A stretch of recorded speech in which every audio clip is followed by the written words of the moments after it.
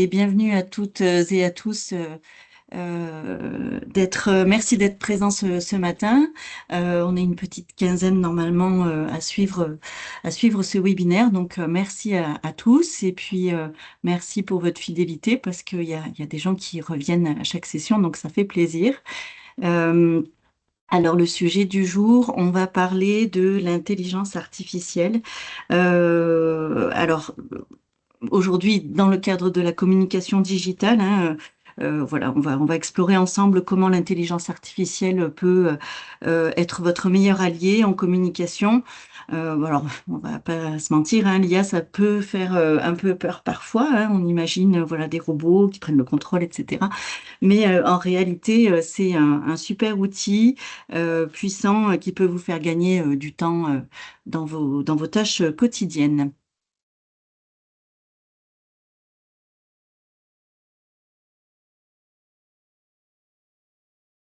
Alors, pour celles et ceux qui ne me connaissent pas encore, donc je suis Lydie de Maison, je suis conseillère en numérique à la CCI du Cantal. Et donc, ma mission, c'est d'accompagner les entreprises, les TPE, les PME sur la stratégie digitale, sur l'audit de site internet, la stratégie éditoriale pour les réseaux sociaux, du référencement local, l'emailing, enfin voilà, tous les sujets qui sont liés au numérique d'une manière assez générale. Voilà, donc après, bah, faut pas oublier que la CCI vous accompagne hein, sur tous les sujets au quotidien, les dirigeants, mais aussi leurs équipes, de la création à la transmission d'entreprise, hein, on part ça, bien évidemment, par le développement. Voilà, donc si vous avez besoin des questions ou besoin d'un coup de pouce, les conseillers de la CCI sont là pour vous, on est là pour vous accompagner, donc n'hésitez pas à nous contacter. Vous avez le lien vers notre site internet disponible sur cette slide. Et voilà, vous avez aussi le détail de tous les rendez-vous, toutes les réunions collectives qu'on organise de manière assez régulière pour les entreprises du département. Alors, le programme du jour, on va voir ensemble tout d'abord les bases de l'intelligence artificielle. Pour bien comprendre de quoi on parle aujourd'hui, les avantages et les limites de ces fonctionnalités, comment s'adresser à l'intelligence artificielle, donc à l'aide d'une commande qu'on appelle le prompt, les outils qui sont à votre disposition et on finira donc le webinaire avec une session de questions-réponses. Voilà, je vais essayer de dérouler le webinaire de cette manière. Si vous avez des questions, voilà, vous les notez et puis on prend un temps à la fin pour en discuter ensemble. Allez, on attaque avec les bases de l'intelligence artificielle. Alors, l'IA, en gros, c'est quoi? Ben, c'est un ensemble de technologies hein, qui permettent à une machine de simuler des capacités qu'on a, nous, les humains. Par exemple, comprendre ce qu'on dit, réfléchir à un problème, apprendre de nouvelles choses ou même créer des images ou des textes. Alors, comment ça marche? Ben, le secret, ce sont les algorithmes. Pour vous expliquer, c'est un peu comme une recette de cuisine, mais pour les ordinateurs. Voilà, en gros. On donne plein de données à l'intelligence artificielle, comme des photos, des textes, des sons, et elle apprend à reconnaître, elle démotive des liens, des règles. Donc, plus on lui donne d'infos, plus elle devient intelligente et précise. Alors, qu'est-ce qu'elle peut faire? Ben, l'IA, elle peut faire des trucs quand même assez bluffants, hein. Elle peut comprendre un texte, générer une image qui n'existe pas, répondre à des questions compliquées, des tâches que seuls avant les humains savaient faire, mais voilà, qui sont aujourd'hui réalisées par des ordinateurs. Alors attention, hein, l'intelligence artificielle, elle n'est pas humaine. Faut pas se tromper, elle n'est pas vivante, c'est-à-dire qu'elle n'a pas de conscience, elle n'a pas d'émotion, pas d'intuition. Elle est juste là pour réaliser des calculs, des statistiques et analyse des tonnes de données pour donner un résultat. C'est comme un supercalculateur, mais voilà, qui peut apprendre et s'adapter au fur et à mesure qu'on le nourrit. Donc en résumé, voilà, l'IA, c'est vraiment un super outil puissant qui peut nous aider dans plein de domaines. Mais il faut pas oublier, que c'est juste une machine avec ses forces et ses limites, on verra après. Donc c'est à nous de l'utiliser de manière, responsable et intelligente. Alors, dans le détail, comment ça fonctionne? L'intelligence artificielle, elle exécute des tâches précises grâce à des règles et des modèles. Donc elle ne pense pas, comme un humain, hein. Elle suit des instructions complexes pour, produire un résultat. Par exemple, elle peut rédiger un texte à partir d'un sujet, mais sans comprendre réellement le sens du texte ou l'émotion du texte. L'IA, elle a besoin de données pour apprendre. Plus elle dispose de données, voilà, je l'ai dit, hein, les textes, les images, les vidéos, plus elle va être précise et pertinente. Faut savoir qu'un outil comme, ChatGPT, lui, il est entraîné sur des milliards et des milliards de textes. L'intelligence artificielle est un outil, c'est pas une solution magique. Elle va vous aider à gagner du temps, à stimuler votre créativité, mais elle demandera toujours un pilotage humain, et c'est en ça où vraiment j'insiste, souvent. Mais, voilà, faut toujours vérifier les contenus qui sont générés, par l'intelligence artificielle avant de les publier. Et l'intelligence artificielle, elle est d'ores et déjà accessible à tous.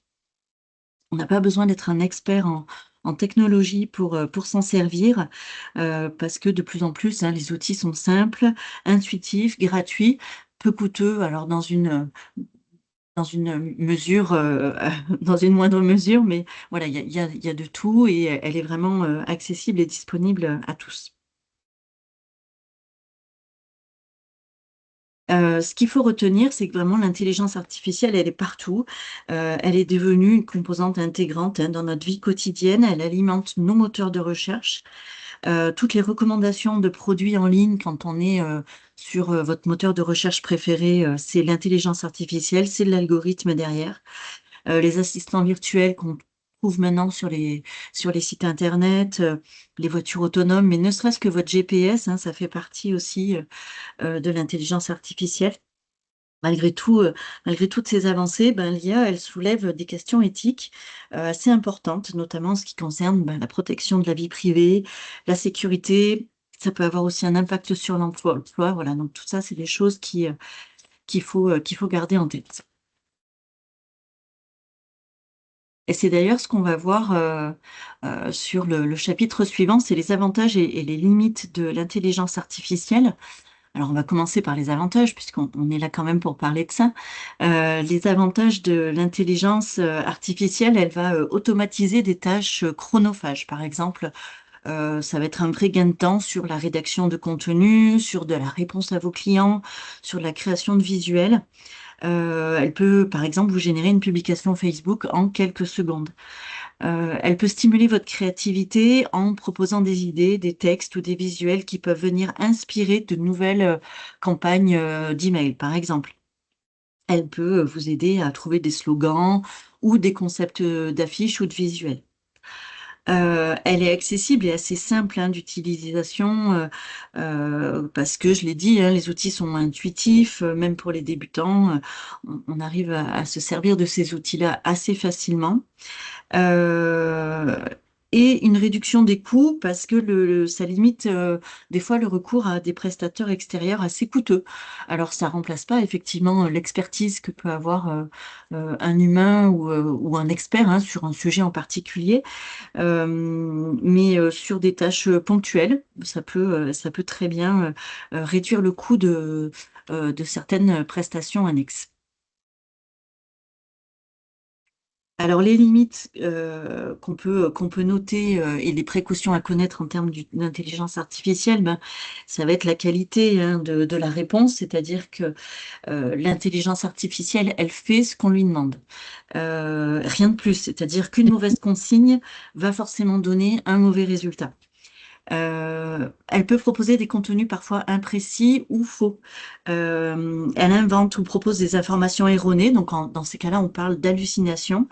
Elle peut faire des erreurs, de chiffres dans un texte ou une adresse fausse parce qu'encore une fois, c'est que du prédictif et de l'analyse, hein. Voilà, il y a pas d'humain derrière.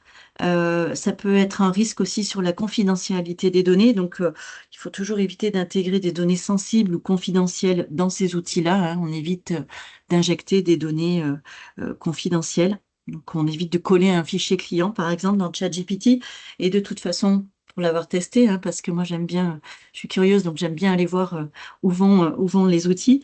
Il va tout de suite vous dire que voilà, c'est de toute façon pas possible et qu'il ne peut pas effectuer ce genre de tâches. Et des limites légales et éthiques, hein, sur les droits d'auteur, le respect de la vie privée, la vérification des sources. Donc toujours, tout reste sous votre responsabilité quand vous utilisez ces outils-là.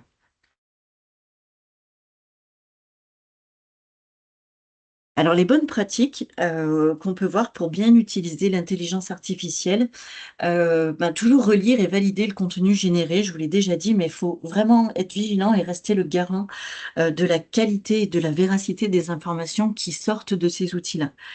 Euh, Soyez précis dans vos demandes, donc c'est-à-dire donner un maximum d'informations sur ce que vous attendez. Euh, voilà, par exemple, rédige un post LinkedIn professionnel pour une boulangerie de village. Il va vraiment falloir être le plus précis possible dans sa demande pour avoir une qualité de réponse la plus large possible. Respecter les règles de confidentialité. Je l'ai dit tout à l'heure, hein, pas de données sensibles dans les prompts. On évite ce genre de choses et l'IA vous aide mais ne vous remplace pas. Donc, faut vraiment lui demander d'ajouter votre ton, votre style, votre expertise locale.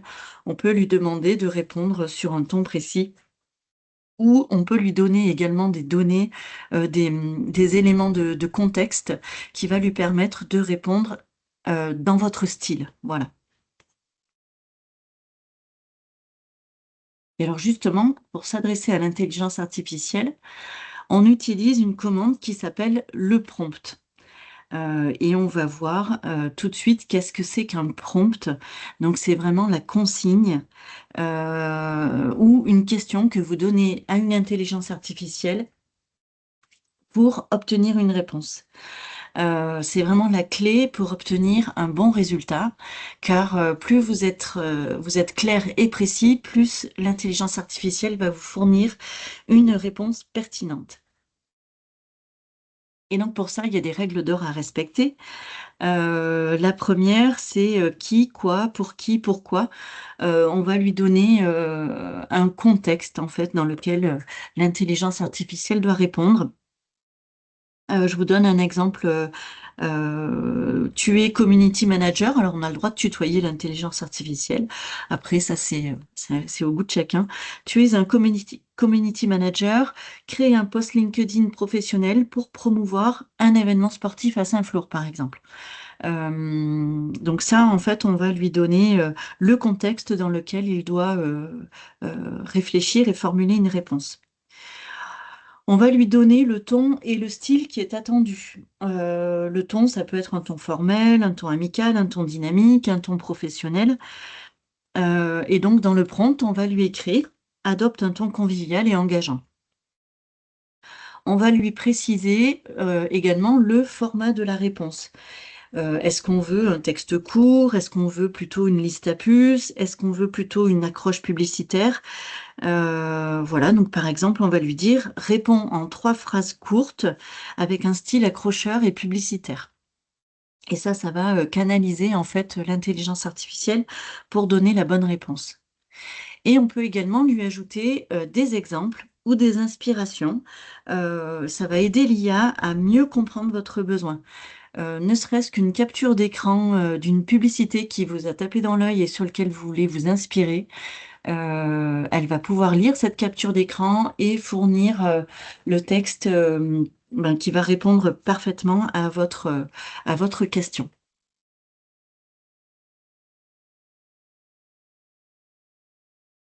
Alors un exemple de bon prompt et de prompt vague. Alors bon, j'ai mis deux petits exemples pour vous donner une idée, mais un prompt vague, voilà, on va se suffire de écrire un post pour mon entreprise. Bah, ça va être beaucoup trop général, le résultat va être flou et peu adapté. Et si on remanie un peu ce prompt et qu'on l'améliore, on peut lui dire rédige un post Facebook pour une boutique de décoration à Murat. Euh, Donne-lui un ton amical, mets en avant une promo de 20% sur les coussins pendant le week-end. Euh, Invite à venir en magasin, par exemple. Là, on va vraiment formaliser un prompt beaucoup plus complet que ce qu'on a dit précédemment. Un autre exemple, fais un visuel, voilà, c'est carrément trop large. L'IA va pas comprendre ce qu'il faut faire. Donc on peut améliorer le prompt en disant créer une image pour Instagram. Donc on va bien le conditionner au cadre de publication d'Instagram, c'est-à-dire avec les bonnes règles de publication et surtout la bonne dimension de l'image. Une tasse de thé posée sur une table en bois, dans une ambiance cosy, avec des couleurs chaudes, et ajoute le texte Pose douceur chez la boîte à biscuits plus. Voilà, par exemple. Ça peut être un prompt qui va donner un cadre beaucoup plus important à l'IA pour qu'elle donne une réponse valable. Et donc, s'il y a une chose à retenir pour écrire un prompt de manière assez convaincante pour l'intelligence artificielle, ben, c'est de garder ces 4 piliers en tête. Alors, je vous invite à faire une capture d'écran ou prendre en photo cette slide où je pourrais vous la transmettre si vous avez besoin. Mais c'est votre sésame, en fait, pour des prompts qui cartonnent. Si vous voulez que l'IA vous sorte des trucs vraiment précis et utiles, c'est voilà, c'est votre petit guide perso pour parler à l'intelligence artificielle vraiment comme un pro et ça va vous changer la vie. Le fait de lui attribuer un rôle, de lui donner un contexte, demander une action et de la contraindre dans un format, c'est vraiment ce qui va conditionner la réussite de votre utilisation à l'intelligence artificielle.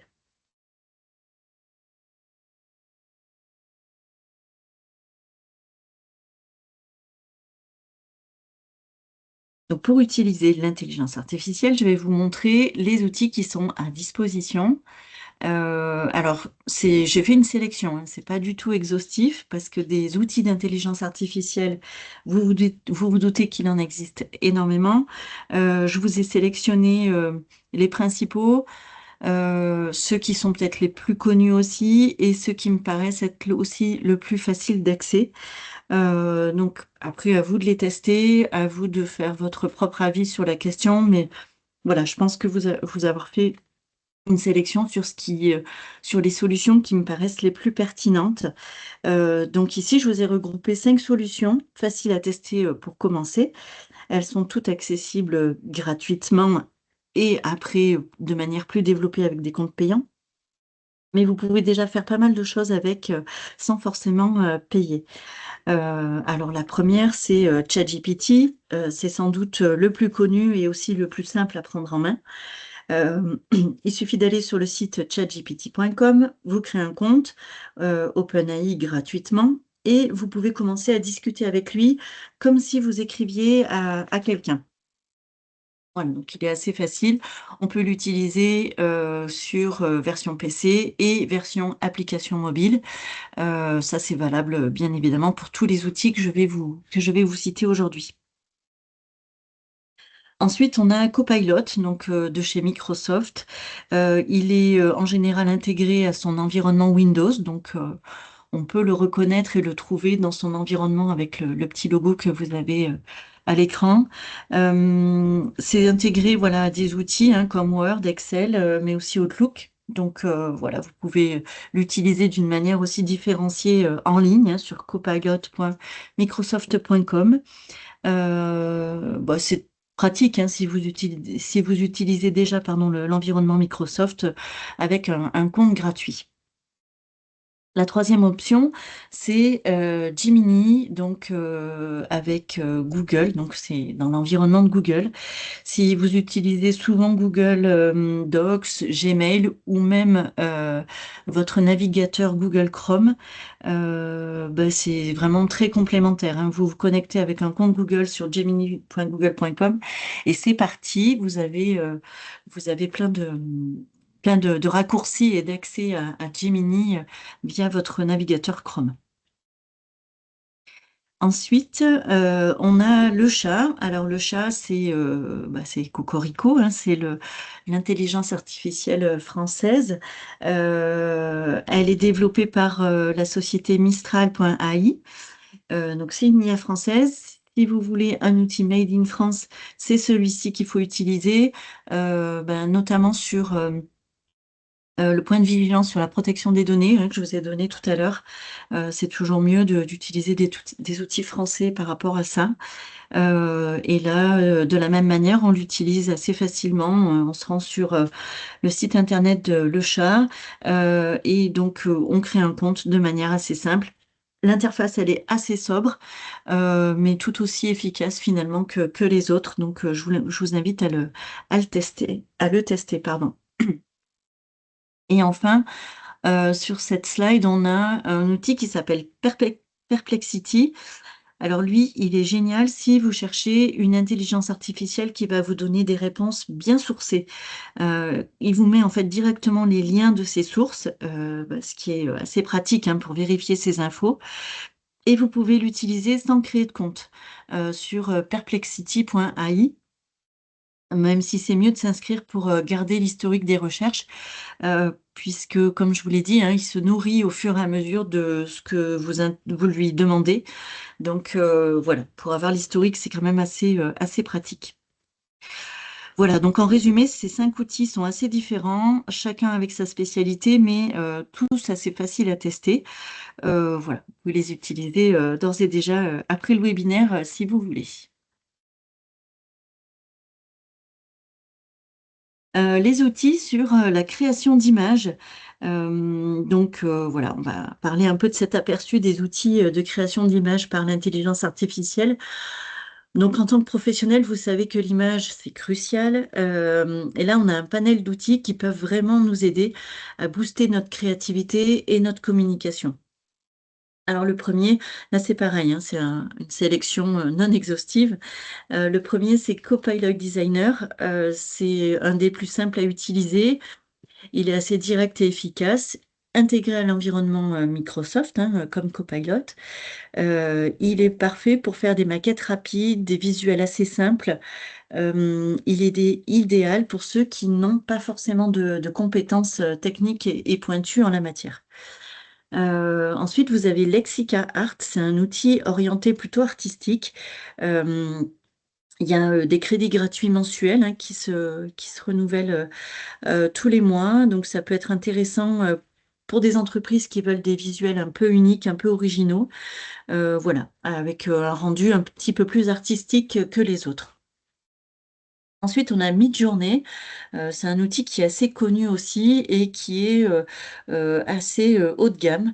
Les rendus sont vraiment très réalistes, mais ça demande d'avoir un abonnement puisque celui-ci, il est payant. Donc, il faut être prêt à investir un peu, mais on est sûr de la qualité de la restitution de l'outil. Il y a également l'outil Dream Studio que j'ai testé à titre perso et qui est pas mal du tout. C'est un bon rapport qualité-prix. Donc on paye à l'utilisation, hein, il y a pas d'abonnement requis. Donc si on a des besoins ponctuels, ça peut être vraiment une solution assez intéressante. Et le dernier que je vous cite aujourd'hui, c'est Leonardo.ai. C'est vraiment le plus complet. Il y a des options gratuites, hein, pour le tester. Après, on passe sur des versions payantes avec des abonnements. Mais voilà, il s'adapte à différents besoins. Il est assez flexible. Donc, c'est un outil qui est complet et intéressant. Donc, en gros, ce qu'il faut retenir, c'est que vraiment chaque outil a ses spécificités. Il faut vraiment choisir en fonction de ses besoins. Les prix varient, hein, bien sûr.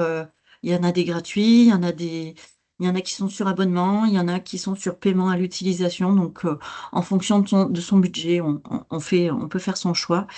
Et donc, bah, tous ces outils sont faciles d'accès puisque les plupart sont accessibles via le web. Donc, voilà un petit tour d'horizon des outils pour créer des images avec l'IA. À vous de choisir, hein, celui qui vous convient le mieux pour vos projets. Je rappelle toutefois que rien ne remplace l'authenticité et la qualité des photos de vos propres produits ou services capturés par un professionnel, hein, pour établir vraiment une connexion et une réassurance et une confiance avec vos clients et votre public.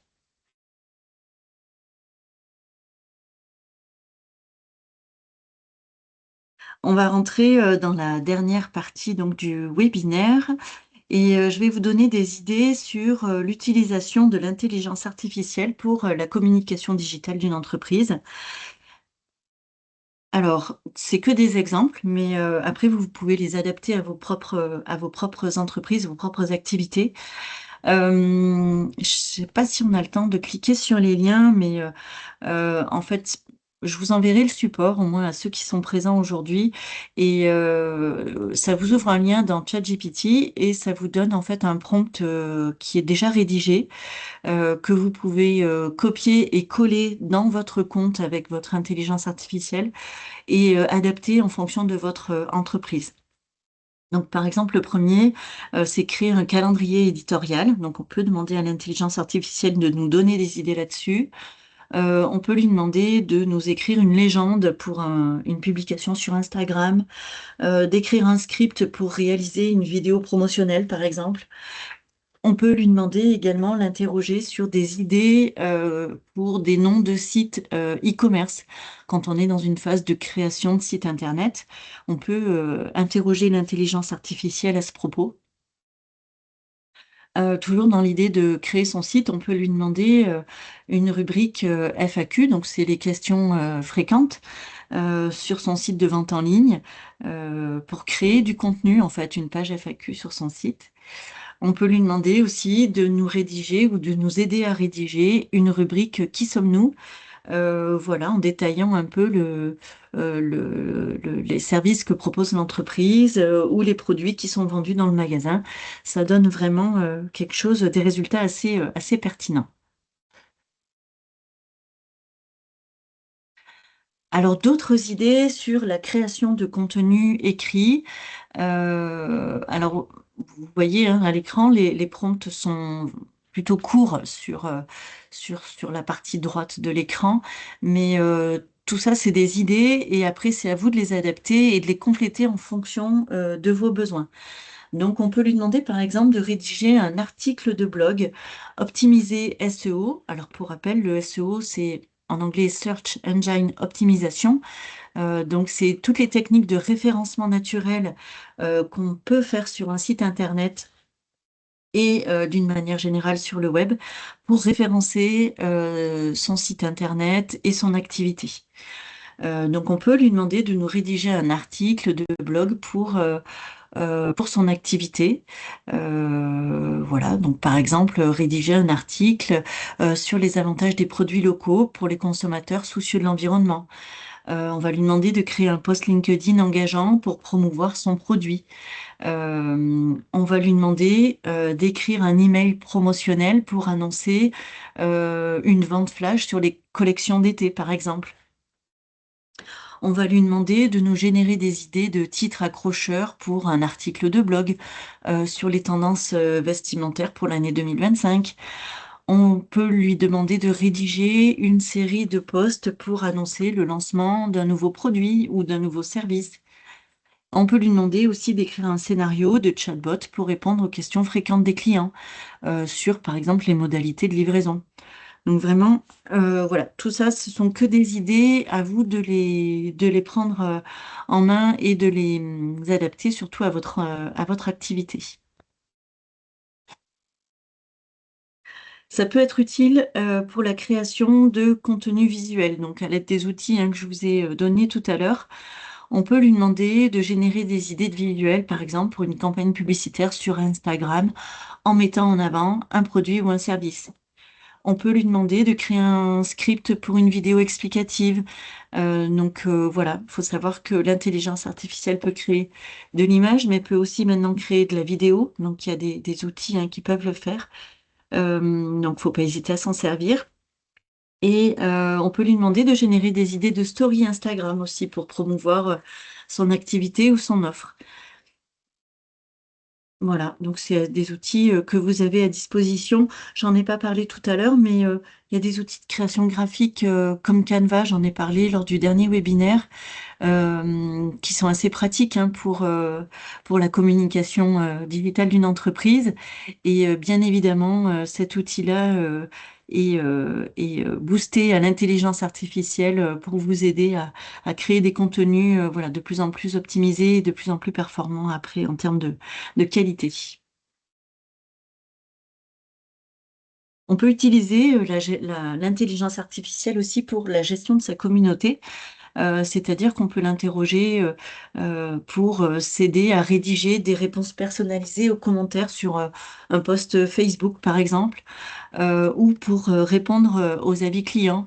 Je vous l'ai dit tout à l'heure, on peut lui adresser une capture d'écran de sa fiche Google, par exemple, et l'intelligence artificielle va analyser les avis qui sont déposés sur sa fiche et proposer des exemples de réponses pour pouvoir répondre aux avis qui sont déposés sur ces plateformes. On peut également l'interroger sur comment créer un questionnaire pour recueillir justement des avis clients. L'intelligence artificielle va vous proposer un questionnaire quasiment prêt à l'emploi pour, euh, pour questionner vos clients et recueillir leur satisfaction.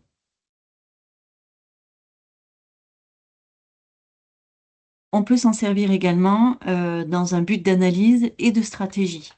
On peut lui demander d'analyser les tendances des réseaux sociaux sur un sujet en particulier et lui demander de nous proposer des idées et des contenus adaptés. On peut également générer un rapport sur les performances d'une campagne publicitaire en lui injectant, par exemple, une capture d'écran sur le rapport, les statistiques d'une campagne qui a été faite. Il peut nous aider à analyser un petit peu les rapports qui sont générés par nos plateformes et donner après ben, voilà, un sens et une direction à notre stratégie.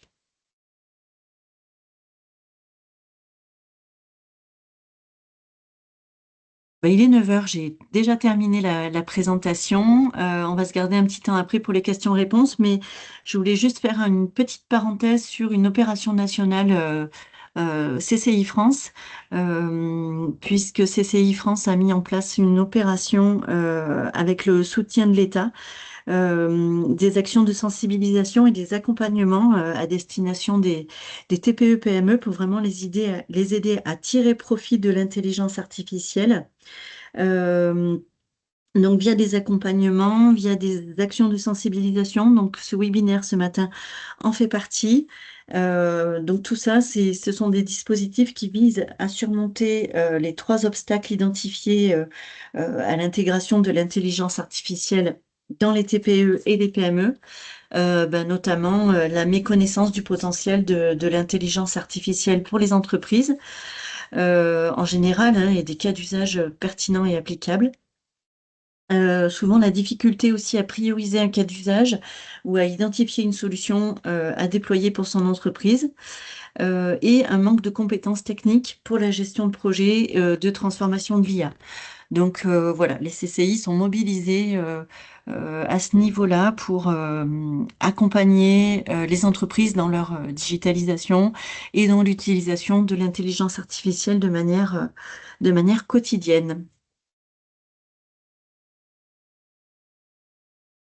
Une autre opération, tant que j'y suis, c'est l'instant promo, mais qui est intéressante parce que là, elle est vraiment au niveau local. Il y a 2 sessions de formation qui sont prévues sur le mois d'avril et sur le mois de mai. Une pour le développement de votre visibilité en ligne grâce aux réseaux sociaux pour le mois d'avril, donc le 10 et le 17. Une autre sur l'optimisation de référencement local prévue le 13 et 20 mai. Donc, ce sont des sessions qui s'organisent en présentiel, donc à la CCI à Aurillac, voilà, pour vous aider dans le développement de votre entreprise sur le web. Alors, le nombre de places est limité, donc premier inscrit, premier servi. Et voilà, j'aurai le plaisir d'animer ces sessions au sein de la CCI. Et voilà, c'est gratuit, c'est à disposition. Donc, si vous êtes intéressé, je vous invite à me recontacter après le webinaire. Il y a voilà, quelques conditions d'éligibilité au dispositif, mais je pense que ça peut être intéressant voilà, de voir. C'est un premier niveau de digitalisation, mais c'est vraiment assez complet en termes de ressources. Donc voilà, si vous êtes intéressé, je vous invite à me recontacter à la fin du webinaire. Il nous reste 10 minutes pour une petite session de questions-réponses. Si vous avez des interrogations ou si vous voulez revenir sur des choses que j'ai évoquées pendant cette grosse demi-heure. La parole est à vous. Vous pouvez activer les micros si vous avez des petites choses à revoir.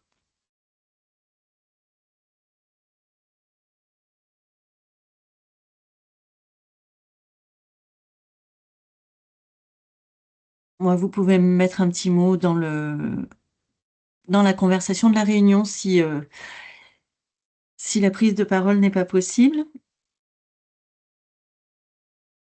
ou si vous avez juste envie de me faire un retour sur la qualité du webinaire, ou si vous avez envie de voir d'autres sujets évoqués.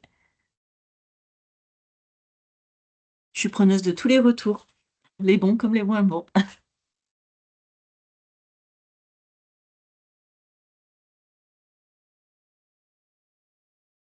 J'ai Céline qui me dit: «Merci Lydie, tout est clair, c'était très intéressant. Est-ce possible de recevoir le support par mail?» Oui, bien sûr, il y a pas de souci, c'est prévu, pour les personnes qui sont présentes, ce matin, je vous enverrai le support.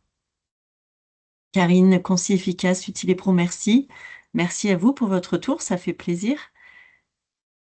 Merci Lydie, c'était très clair pour ma part. Ben, merci à vous, merci Bruno.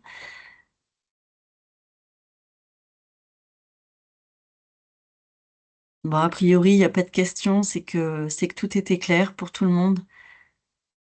Parfait. Bah, merci à vous en tout cas pour votre, présence ce matin et et puis à bientôt et voilà, n'hésitez pas à me recontacter en privé si vous avez des besoins, individuels pour votre entreprise, pour, un accompagnement particulier. Merci beaucoup et je vous souhaite une très belle journée à tous. À bientôt.